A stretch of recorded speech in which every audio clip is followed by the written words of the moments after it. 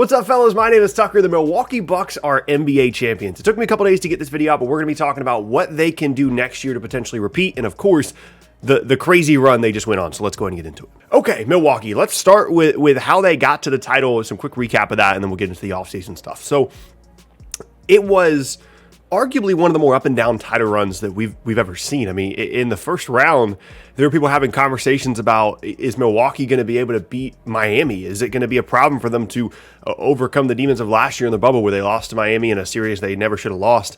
And looking back on it, when we're talking about some of the postseason issues that Milwaukee had, that was kind of the narrative going into this postseason run. It was like they haven't gotten it done in the postseason. But when you include this year now, they've either won the title this year, lost to the team that won the title, Toronto in 2019, or lost to the team that represented the Eastern Conference last year, Miami. So in hindsight, some of the playoff struggles maybe would have been a bit overblown, but it's still crazy to think about where they were in round one. Game one of the playoffs for Milwaukee was not pretty. They didn't shoot the ball well. The Heat almost won that game, and they finished off that series just fine. They kind of overcame some demons in game one, which is kind of a theme for them. Then they go into round two, and they're playing Brooklyn, and that series is going to be something we're going to potentially look back on and think, man, you know, if Kevin Durant's toe wasn't on the line, Milwaukee doesn't win the title. You know, his toe was on the line. It would have been a game-winning, buzzer-beating three to beat Milwaukee, and they end up going on to win the title. But one thing that I pointed out kind of during this run for Milwaukee, once they started to figure it out in the finals, was I was, quite frankly, I was never really all that afraid of Giannis. As a Nets fan in that series, he did a lot of stuff, but he never felt unstoppable. And with the free throw struggles and with how passive he was at times, whether it was not going to the rim or just not looking for his shot, it was never something that really concerned me.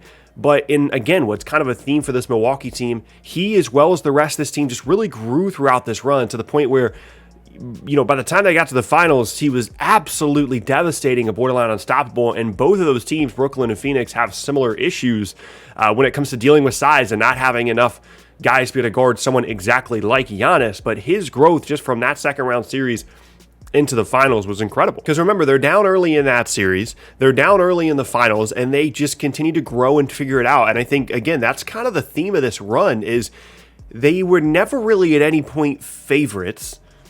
Overall, they were always an interesting team. We didn't know what we were going to get, and they just proved themselves. And that happens a lot in title runs, but arguably more so in this run than has ever been the case before. And that all leads us now to the Giannis conversation. Think about where we were with Giannis 12 months ago. We're coming off of the bubble where obviously things don't go well. We don't know if Giannis is going to sign the Supermax. Jrue Holiday isn't on the team yet. It's a real question mark if Milwaukee is going to have Giannis on the team in the following offseason. This offseason was supposed to be the one where, is Giannis going to go to Miami or New York or whatever the case may be? Is he going to be able to win a title in Milwaukee? Is what he wants to do going to work? And that being not join a super team. And there's all this speculation. And then think about how it all comes together. Giannis is thinking about signing the Supermax. They trade all this stuff for Jrue Holiday. They almost get Bogdanovich. Giannis signs the Supermax. They have a pretty good regular season. They go on this crazy run in the playoffs, and they win the title. Think about how much has changed for Milwaukee over the last 12 months. And I think there's a wider conversation to have here as well, and maybe I'll make this into its own video. But what happened here with Giannis could be a really defining moment within the NBA, because this title and the LeBron title in 2016 are two of the more impactful individual titles that we've seen. LeBron bringing the title to Cleveland, kind of justifying him returning to Cleveland. But then Giannis, more specifically, not having to leave, not having to go to a super team. I'd be interested going back and looking at players that won a finals MVP in the last 20 years with the team that drafted them, and that they had never left, because obviously LeBron got one and he left Cleveland and came back. Steph never won the finals MVP, but he won a title not having left, but people consider that a super team because of the KD thing. We've got Dirk back in 2011. It's just, I think it's a really significant deal, and it could be a bigger deal how celebrated this title is for Giannis, and potentially getting guys to stay more and not jump around more and really value persevering through a lot of different adversity on your way to a title rather than jumping to this team and that team and trying to join a super team, and how outward he's been about it, publicly saying that he didn't want to join a super team. This is what he wanted. He wanted to stay and he wanted to win a title for Milwaukee, and how outward he's been about it and how celebrated he's going to be for that choice within his own city and around the league could potentially push players to look at that as more of a viable option, which for a lot of people would be a huge benefit to the league. And then the last Giannis point before we get to the offseason stuff, I want to celebrate everything going on with Giannis. He played out of his mind in the finals, and especially in the clinching game. It's pretty clear to me that Giannis is the most unstoppable big in the league. As great as Joel Embiid is, as fantastic as Nikola Jokic is winning the MVP this year, the two-way impact that Giannis can have when he's a big on the floor is unmatched. Everybody's going to talk about the 50 points in the clinching game. He had 5 blocks. He was everywhere defensively. Think about how much the Suns were killing Milwaukee when it came to ball screen stuff, the drop coverage. They were getting every mismatch they wanted. And the Bucks said, okay, Brook Lopez, you're going to play some because we need you to. But when Giannis was out there at the 5, Phoenix never got good shot attempts, almost never. And, credit that to the strategies of Milwaukee and the coaching staff and things like that. But I think it just speaks a lot to the versatility of Giannis, the ability to put him at the 5. And when he's out there, that is his natural position. Like him being like a combo 4-5 and being everywhere defensively, switching, so much length, athleticism, quickness, and then offensively being able to attack bigs. He has a mismatch with every player on the floor when he's out there at the 5. And it's an incredible thing to watch, and something that I think we've been advocating for a long time, but this is the secret weapon now moving forward for Milwaukee. No matter what happens in whatever playoff series, if at any point they're struggling, put Giannis out there at the 5, and you're going to be better than any team. It's like last year when we saw the Lakers go with like Anthony Davis at the 5, LeBron at the 4. It's the best small ball lineup in the league.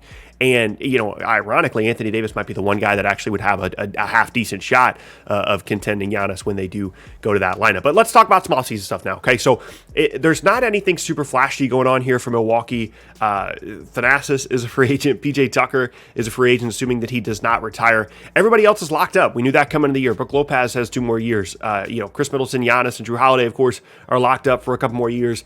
They're going to have some room around the edges here to potentially improve. Obviously, their draft pick situation is weird because they gave away so many in the Holiday trade. And then coincidentally as well in the PJ Tucker acquisition, they'll have an opportunity to bring in guys on veteran minimums. I wouldn't expect to see any kind of significant move here. We'll see what happens with Bobby Portis. He's going to opt out. He'll probably be a free agent. Bryn Forbes might opt out as well. You're going to see the typical stuff where guys that win the title utilize that to get some value on the free agency market with guys like Portis, maybe Forbes as well. But they'll have Connaughton back. They'll have the big 3 back. Lopez, if they want to keep him and not trade him. And then DiVincenzo as well will be coming back. He'll be a restricted free agent next offseason, so he'll be playing on one more year there in Milwaukee. But they have the opportunity to get better here. There's a confidence level that I think goes along with winning a title, especially for guys like Jrue Holiday and Khris Middleton. DiVincenzo coming back healthy. You want to make sure you shore up the bench with guys like Portis and Forbes because depth was certainly an issue down the stretch there for them, for both teams, really. But they're going to have an opportunity to get better. And when you look at the East for next year, I think the big kind of giant potentially in the way for them, assuming they're healthy, which is is a pretty big assumption at this point, would be Brooklyn, with how they play in the postseason. Philly is a wild card with any potential Simmons trades. Atlanta played incredibly well this year, so it's not going to be a cakewalk to get back to the finals next year, but certainly they have to be one of the favorites, if not the favorite next year, based off the run we just saw. And it's not like Phoenix, who we're going to talk about in tomorrow's video, where they've got huge decisions to make, not only with Paul, but Ayton extensions coming up, Mikal Bridges extensions coming up. A lot of decisions to be made there for Phoenix. Meanwhile, Milwaukee can kind of kick back, say, hey, PJ Tucker, you want to come back? Bobby Portis, Bryn Forbes, you guys want to come back? Okay, and we'll go from there. But congrats to Milwaukee. I'll probably do a whole wrap-up on the season video at some point as well. It was a weird year.